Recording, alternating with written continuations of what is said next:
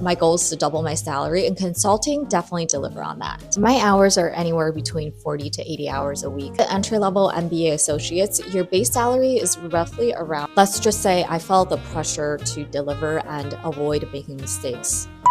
Hi everyone, welcome back to my channel. My name is Elaine. For those who don't know about me, I am a consultant living in New York. I went to Kellogg School of Management in 2020 and have been in management consulting since then. In my last video, I talked about my MBA experience and whether it was worth it. And in the comment, a lot of you asked me to share about my consulting experience. So today we're going to talk about how much is to pay, the highs and lows of consulting, and did going to Kellogg actually help?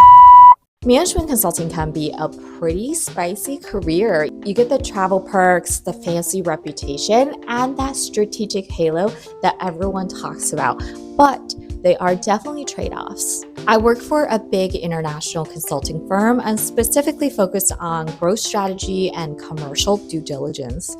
You might be wondering, what the heck is commercial due diligence?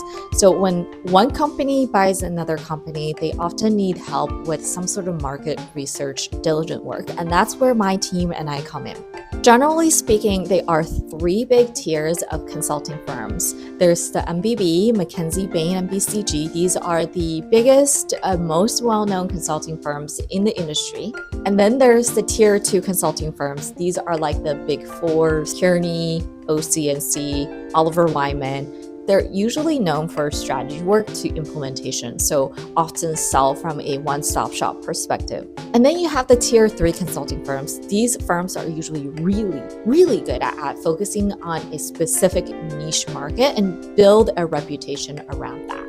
Personally, I work for one of the big four companies. Most of my projects are focused on helping companies to grow, like launching a new product, helping to find the right customers, or doing the due diligence for merger transactions. It's definitely a fast-paced lifestyle and often keeps me on my toes. Now, let's get to the juicy part, the pay. When I went to business school, my goal is to double my salary, and consulting definitely deliver on that. As a first-year MBA associate, your base salary is roughly around $150,000 to $180,000, plus another $20,000 to $30,000 annual bonus. On top of that, you also get another $30,000 to $40,000 sign-on bonus. So your total first-year compensation, excluding sign-on, is around $200,000. From there, your salary goes up each year depending on your performance. We're looking at 3 to 8% merit increase, which adds up pretty nicely over time. Now, if you're just coming out of college, your base salary is going to be very different. We're looking at around $100K as base salary. And on top of that, you're looking at $10K to $20K bonus or other salary over time. By the way, there are a lot of resources out there that talks about salaries for consultants. If you're curious, go check out Management Consulted. That's where I got a lot of my information when I was job hunting. Okay, next question. Are the hours as intense as they say? I feel like this is one of those questions people always get so shy asking in person because they don't want to come across as they're not hardworking. But the short answer is it really depends. As an associate or a senior associate, your hours really can be all over the place. Some days you're cruising on a light workload, and other days you are working nonstop because there's just so much to do. As a manager, it is slightly different. Obviously, when the firm is fully booked, I am locked into client work. That's my sole focus. But when I do have downtime, I tend to work on client proposals. I think it's a good opportunity because it's really the secret sauce of learning how your firm sell to clients, and that's a really interesting aspect to me. My hours are anywhere between 40 to 80 hours a week, depending on the project. Here's the thing though, consulting really helps you manage your own time and set the boundaries. Trust me, there is always more work waiting on the horizon. People are always going to be selling, so it is important to know when to say no. It took me a while to learn my own boundaries and how to gracefully turn down projects or saying no. If that is something you are interested in, want to learn more, leave a comment. Another question I get asked all the time is, why is this such a revolving door with people leaving and coming all the time? It's kind of weird, I know.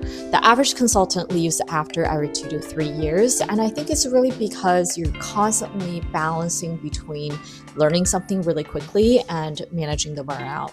On the bright side, consulting teaches you how to become an expert quickly, managing difficult personalities, especially navigating the corporate dynamic, and building industry knowledge like a pro. These are incredible skill sets that will be highly leveraged anywhere else you go.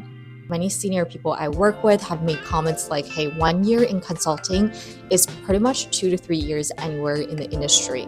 If you just think about the number of hours you actually work, I think there's definitely some truth in it.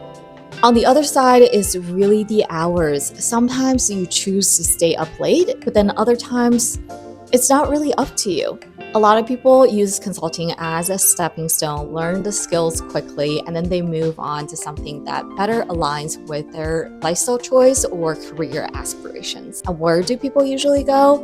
It can be anywhere from retail to tech, entrepreneurship, investing, private equity, corporate strategy. These are all job positions that people I know have gone into after consulting. The next question, I actually get this a lot on my Instagram. Did going to Kellogg actually help landing a job in consulting?